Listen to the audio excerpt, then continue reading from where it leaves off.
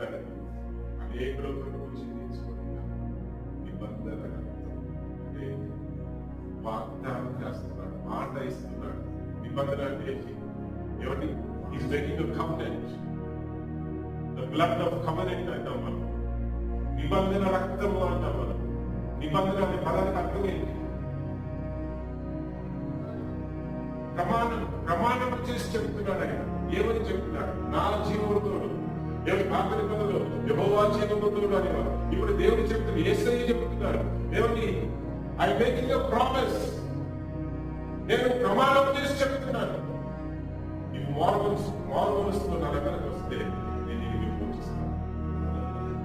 నీవు విమోచించడానికి కాల్చబడినది నిబంధన రక్తము.